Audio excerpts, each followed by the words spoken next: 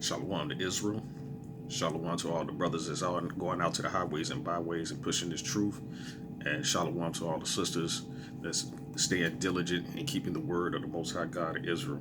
Brother Karatazar, Shield of Israel 144. Just making a short test video. Just let you know that so-called blacks, so-called natives, and so-called Hispanics, Latinos are the lost sheep of the house of Israel. The people that were scattered through the four corners of the earth for not keeping the laws, statutes, and commandments of the Most High God of Israel. Let's go to Deuteronomy 28 and the 15th chapter. The 15th verse, Salakia. And it reads, "But it shall come to pass, if thou wilt not hearken unto the voice of the Lord thy God, to observe and to do all his commandments, and his statute which I command thee this day, that all these curses shall come upon thee and overtake thee." And some of the curses that's described from the 15th verse all the way down to the 68th verse applies to only one group of people, and that's the 12 tribes of Israel, like I said, which were scattered through the four corners of the earth, made to go serve their enemies in a land that they do not know, right? So some of the curses that the Lord put on us, you know, let's see.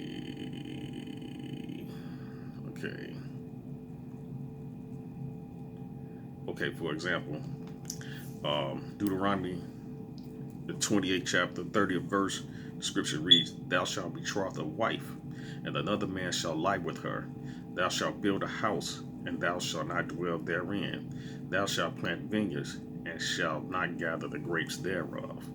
You know, during the time of slavery, particularly for the so-called African Americans, that the slave masters had access to your wife anytime he wanted, and he can lie with her. You know, we built up this nation, and the White House, for example, and we don't dwell in these houses. This place, we have no place in the where we built up, for lack of a better word. You know, verse 32 said, "Thy sons and thy daughters shall be given unto another people, and their eyes shall look and fail with longing for them all the day long, and there shall be no might in thy hand." We don't have no might, no power. Our sons and daughters in this captivity was given away to another people, and you never seen them again. They showed the example of that, like in what's the movie, the 12 Years Slave, when the slave master came and took the woman kids from her. She never seen her kids again, and that happened a lot.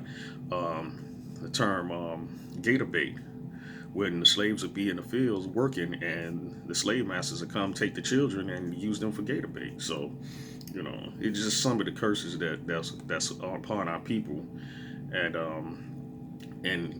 the Most High gave us signs and wonders, like in verse 46, about these curses, saying that they shall be upon thee for a sign and for a wonder upon thy seed forever. That's Deuteronomy 28 and the 46th chapter. Let me read it again.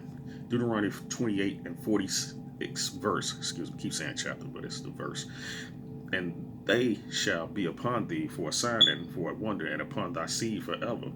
What shall be upon thy seed forever? Let's go up a verse to verse 45. "Moreover, all these curses shall come upon thee, and shall pursue thee, and overtake thee, till thou be destroyed, because thou hearkenest not unto the voice of the Lord thy God." Which means we didn't listen to him. When he told us to keep these laws, statutes, commandments, we'll be blessed. And if we didn't, we'll be cursed. You know, going on, still verse 45, "To keep his commandments and his statute which he command thee." And then going down to 46, "They shall be upon thee for a sign and for a wonder, and upon thy seed forever." And then explanation keep going in verse 47 when it said, "Because thou servest not the Lord thy God with joyfulness and with gladness of heart, for the abundance of all things." And down to 48, "Therefore shalt thou serve thy enemies, which the Lord shall send against thee, in hunger, in thirst, in nakedness, and in want of all things. And he shall put a yoke of iron upon thy neck until he have destroyed thee." Right? So we have to serve our enemies, be in the want of all things, And hunger, you get your food from your oppressor. And thirst, you get your water from your oppressor. You get your clothes from your oppressor when it talks about nakedness. And the want of all things. If you want to get married, you got to get a license. If you want to drive, you got to get a license. You get taxed. Everything that you want and desire, you have to get from your enemy. And then the scripture go on to say that he put a yoke of iron on our neck. I think that's pretty self-explanatory to people that knows American history, especially, So the scripture goes down. The kicker, like I said, I'm not going to be long.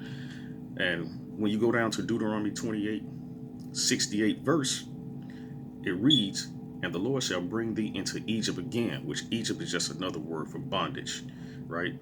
"With ships, by the way whereof I spake unto thee. Thou shalt not see it no more again. And there ye shall be sold unto your enemies for bondmen and bondwomen, and no man shall buy you," right? So we were sold into our enemies for bondmen and bondwomen, which is another name for slaves, right?